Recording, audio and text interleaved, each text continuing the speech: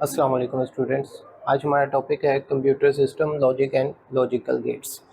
और इसके अंदर हम लोगों ने 3 टॉपिक्स को कवर करना है, K map, truth table and logical gets.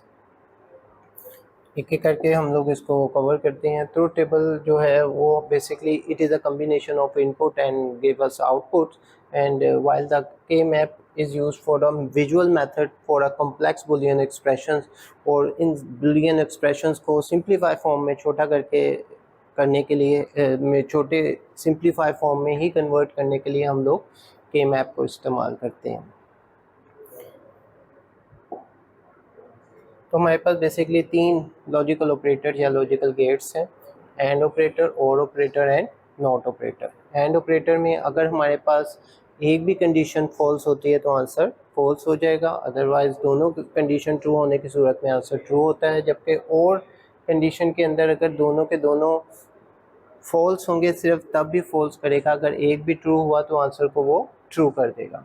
Note is use for reverse, अगर 0 है तो 1 कर देता है, 1 है तो 0 कर देता है।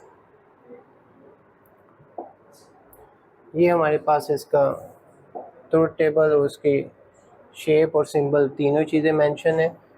एंड के लिए हमारे पास डॉट का सिंबल यूज़ होता है, और के लिए प्लस का, नेगेशन के लिए या नॉट ऑपरेटर के लिए कॉम्प्लीमेंट, और नैंड गेट के लिए ए डॉट बी का कॉम्प्लीमेंट, और नॉर के लिए हमारे पास ए प्लस बी का कॉम्प्लीमेंट। इसके अलावा एक और होता है जिसको हम लोग कहते हैं एक्सक्लूसिव और, ये बिल्कुल और ऑपरेटर की तरह ही होता है।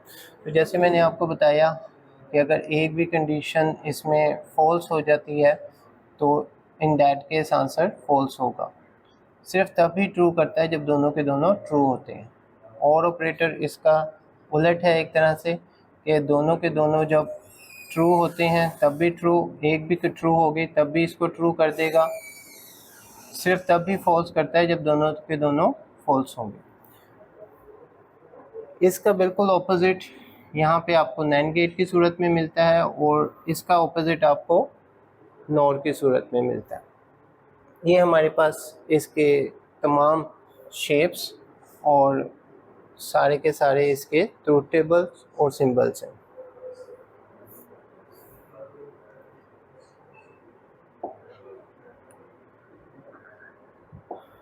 ये हमारे पास इसकी एग्जांपल है एक छोटी सी, कि यहाँ पे नंबर ऑफ वेरिएबल्स जो हैं आपको 3 नज़र आ रहे हैं, A dot B plus C. तो अगर मैं कहता हूँ ए डॉट बी, तो in case of A dot B के अंदर यहाँ पे हमारे पास एक भी अगर फॉल्स होगा तो ये आंसर को फॉल्स करता जाएगा इन दोनों में से, और सिर्फ तभी ट्रू करेगा जब दोनों के दोनों ट्रू होंगे। बिल्कुल इसी तरह से जब मैंने इसको इसके साथ और ऑपरेटर करूँगा, यानी दोनों में से अगर एक भी ट्रू हुआ तो आंसर ट्रू कर देगा। ये एक भी ट्रू है दोनों में से, इन दोनों में से देखें एक भी ट्रू हुआ तो आंसर ट्रू हो जाएगा। तो ये हमारे पास एक सिंपल सा ट्रूथ टेबल है, इसको हम लोग अभी सिमुलेशन पे भी देखते हैं। नेक्स्ट हमारे पास के मैप है।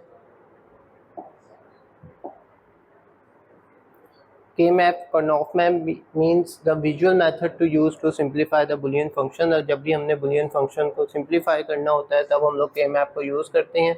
It is also depend on a number of variables। अगर number of variables हमारे पास 2 होते हैं, in case of 2 number of variables हमारे पास 4 वैल्यूज़ का ग्रेड बनता है। इस साइड पे ए कॉम्प्लीमेंट ए और इस साइड पे बी कॉम्प्लीमेंट और बी। और इन केस ऑफ 3 वेरिएबल्स हमारे पास 8 वैल्यूज़ का ग्रेड बनेगा इस तरह से। इसको भी बहुत अच्छे तरीके से अभी हम लोग सिमुलेशन के अंदर देख लेते हैं।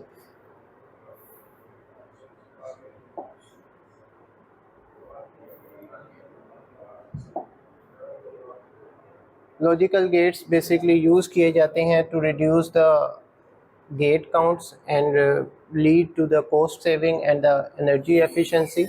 ये हमारे पास इसकी एक छोटी सी ओवरऑल आज के इस लेक्चर की समरी है, जिसके अंदर हमने ये सारा कुछ देखा कि किस तरह से हम लोग एंड और नॉट, नैंड गेट और XOR को इस्तेमाल करते हैं। जैसे मैंने आपको बताया था XOR के अंदर ये जो एक जैसे सिंबल्स होते हैं, जैसे ये 0 0 है, इसका भी आंसर 0 आएगा और 1 1 की सूरत में भी आंसर 0 ही आएगा। बाकी सारा कुछ वो और ऑपरेटर की तरह करता है, लेकिन सिर्फ और सिर्फ ये जो है XOR के अंदर क्वालिटी है कि वो सेम इनपुट्स की सूरत में हमेशा आउटपुट 0 ही देगा।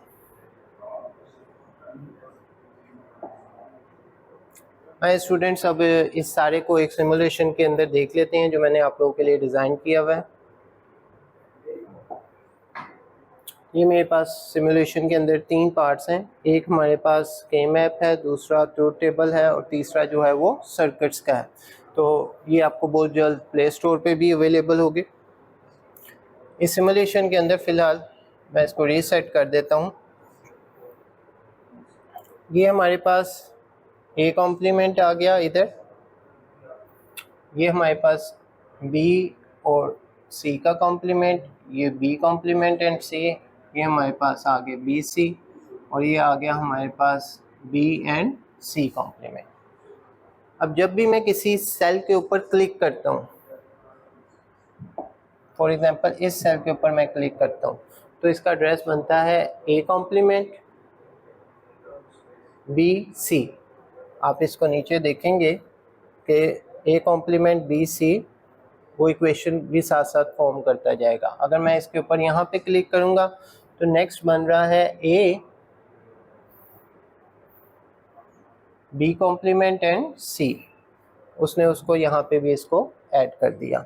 और साथ ही अगर तो इनका कोई ग्रुप बनता होगा तो ये यहाँ पे इसको सिंप्लीफाई फॉर्म में कर रहा है, क्योंकि ये बिल्कुल डायगोनल फॉर्म में है। तो ये आपको यही बताने की कोशिश कर रहा है कि डायगोनल फॉर्म में कभी भी ग्रुप नहीं बनते। ग्रुप या तो एडजेसेंट सेल्स के बनते हैं, रो के बनते हैं या कॉलम के बनते हैं, डायगोनल फॉर्म में कभी नहीं बनेंगे। जैसे ही मैं यहाँ पे क्लिक करता हूँ तो हमारे लिए 2 ग्रुप फॉर्म हो जाते हैं, एक ये ग्रुप और एक ये ग्रुप। और इसको वो सिंप्लीफाइड फॉर्म में करके बता रहा है कि एक ग्रुप के अंदर जो है जो उनके कॉम्प्लीमेंट्स हैं वो आपस में कट हो जाएंगे और उसकी सिंप्लीफाइड फॉर्म कौन सी बनी, और दूसरे ग्रुप के अंदर भी कॉम्प्लीमेंट आपस में कट ए और ए कॉम्प्लीमेंट आपस में कट हो जाएगा और जो बाकी बचेगा वो बी कॉम्प्लीमेंट और सी होगा। तो इस तरह से ये सिंप्लीफिकेशन हो रही है। आपको ये पूरा सिमुलेशन जो है के मैप का, बड़ी से बड़ी आप इसको इक्वेशन दें 3 वेरिएबल तक, ये आपको सिंप्लीफाई करके यहाँ पे शो कर देगा। फॉर एग्जांपल अगर मैं इसको ये 4 सेल्स देता हूँ तो इन 4 सेल्स के अंदर पहले उसने उन चारों की इक्वेशन बताई और फिर देख के आपको बता दिया कि इसका जो सिंप्लीफाई फॉर्म है वो बी कॉम्प्लीमेंट है। किस तरह से? बाकी सबके तो कॉम्प्लीमेंट और उसकी ओरिजिनल फॉर्म बन रही है, लेकिन आप हर एक के अंदर देखोगे आपको बी कॉम्प्लीमेंट कॉमन नज़र आ रहा होगा, बस यही बाकी बच के बाहर आ गया और ये हमारा इसका सिंप्लीफाइड आंसर बन जाता है।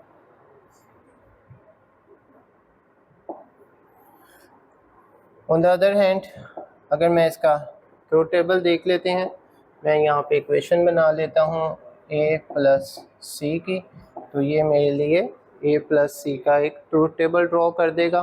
प्लस के अंदर जैसे मैंने आपको बताया था कि दोनों में से अगर दोनों की एक भी कंडीशन जो है वो ट्रू हो जाती है तो आंसर ट्रू होगा, सिर्फ तब भी आंसर फॉल्स करता है जब दोनों के दोनों फॉल्स होंगे। अगर मैं इसको 2 वेरिएबल के बजाय 3 वेरिएबल का कर देता हूँ A B plus B C, और जैसे मैं इसको ट्रूथ टेबल का कहता हूँ तो अब ये मेरे लिए 8 वैल्यूज़ का ट्रूथ टेबल बनाता है। 4 दफ़ा 0, 4 दफ़ा 1, 2 दफ़ा 0, 2 दफ़ा 1 और फिर अल्टरनेटिव फॉर्म में, और फिर इसने इसको एक क्वेश्चन की फॉर्म में बड़ा इजी करके सिंप्लीफाई करता है और फिर आपको आंसर ये सिंप्लीफाई करके दे देगा।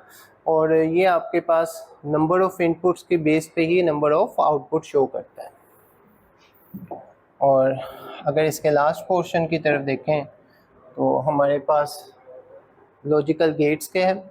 मैंने आपको सारे सिंबल्स अभी बता दिए थे कि इसके कौन कौन से सिंबल्स होते हैं। अगर मैं कहता हूँ a डॉट बी और प्लस b डॉट सी, और इसको सर्किट ड्रॉ करने के लिए कहता हूँ। तो ये इस तरह से आपको बता रहा है कि ये ए और बी के लिए एंड गेट लगा और यहाँ पे भी बी और सी के लिए एंड गेट लगा, और इसको सिंप्लीफाई करके और गेट दोनों के बीच में दोनों के आंसर्स के साथ उसने यहाँ पे हमारे फाइनल फंक्शन की आउटपुट दे दी।